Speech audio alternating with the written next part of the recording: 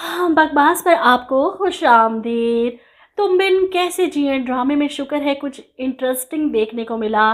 साथ को ज़ारा से मोहब्बत होने लगी है और ये मोहब्बत शायद बहुत पहले से थी, लेकिन एहसास अब हो रहा है जब इनके दरमियान एक मजबूत रिश्ता है।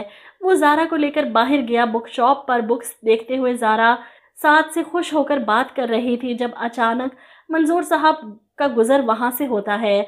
अपनी बेटी ज़ारा को खुश और मुस्कुराते देखकर मंजूर साहब के चेहरे पर बल पड़ जाते हैं, जबकि अपने बाप को देखकर ज़ारा फ़ौरन इनकी तरफ लपकती है, आगे बढ़कर इनसे गले मिलने की कोशिश करती है, लेकिन वो तो मुंह मोड़कर चले जाते हैं।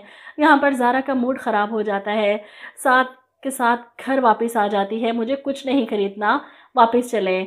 अपने बाबा से फ़ोन पर बात करना चाहती है, लेकिन वो तो फ़ोन भी नहीं उठाते, जिस पर वो रोते हुए सोचती है कि एक बार मुझसे मिलिए अब्बू, आपके गले लगकर रोना चाहती हूँ, आपको सच्चाई बताना चाहती हूँ।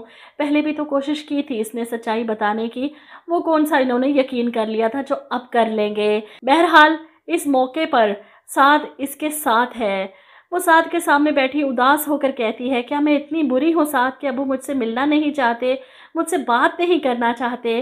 जिस पर साद इसका हाथ पकड़कर इसे तसल्ली देता है कि तूफ़ान चाहे जितना भी तेज़ या ख़तरनाक क्यों ना हो, अगर मजबूती से एक दूसरे का हाथ पकड़ा हो ना तो घबरा कर हाथ नहीं छोड़ा करते। मैं हमेशा तुम्हारे साथ हूँ और रहूँगा, वादा करता हूँ तुमसे।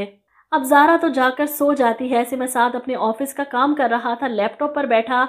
अचानक इसके सामने ज़ैनी की तस्वीरें आ जाती हैं, जिसे देखकर साद फिर से उदास हो जाता है। तुम क्यों बार बार मेरे सामने आ जाती हो ज़ैनी, मैं तुम्हें भूल जाना चाहता हूँ। वहीं ज़ैनी भी अपनी ज़िंदगी में बिज़ी हो चुकी है, ऑफिस जा रही है, काम कर रही है, और मुझे तो लगता है इसका बॉस इसे पसंद करने लगेगा जितनी ये प्यारी है। वहीं दूसरी तरफ माही सही फ्रॉडिये के चक्कर में फंस चुकी है।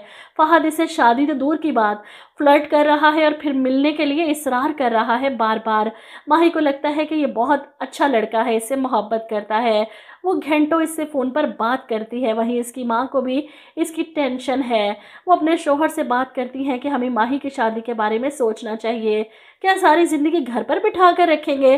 जिस पर माही के वालिद कहते हैं कि माही ने अपनी ज़िंदगी अपने हाथों से खुद ख़राब की है, अब कौन आएगा इसे ब्याहने। एक लड़की जिसे तलाक हो चुकी है, दूसरी बार बारात इसके घर नहीं पहुंची, अब किस किस को बताएंगे कि ये सब हो चुका है। कोई शादी करेगा हमारी बेटी से। फरीदा बेगम रिश्ते करवाने वाली से बात करती हैं, जो काफ़ी उम्र रसीदा लड़कों की तस्वीरें एल्बम इन्हें थमा देती हैं। कोई रंडवा है, कोई बच्चों का बाप, किसी की बीवी औलाद नहीं दे सकती तो दूसरी शादी करना चाहता है। ये तस्वीरें जब वो लाकर माही को दिखाती हैं तो वो गुस्से से एल्बम उठाकर फेंक देती है। यही रह गए हैं मेरे लिए। वो अपनी माँ से कहती है कि अपने लिए ऐसा लड़का ढूंढूंगी ना कि दुनिया देखकर रश करेगी मुझ पर। वो फहद के बारे में सोच रही है कि फहद जैसा लड़का जब इस पर लट्टू हो सकता है तो इससे शादी भी कर सकता है। वो फहद को इसरार करती है कि अपनी अम्मी से बात करो। यहाँ पर फहद बहाने से इसे अपने घर लेकर जाएगा कि मैं अपनी अम्मी से मिलवाना चाहता हूँ तुम्हें, जबकि वहाँ पर तो सिर्फ इसके दोस्त ही होंगे। माही अपनी इज्जत बचाने के लिए जान की बाजी लगा देगी, खुद को बचाने के लिए शायद वॉशरूम में बंद हो जाए और ज़ारा को याद करे कि वो कैसे रो रही थी, तड़प रही थी, और मैंने इसके साथ क्या किया। मेरे साथ तो यही होना चाहिए था।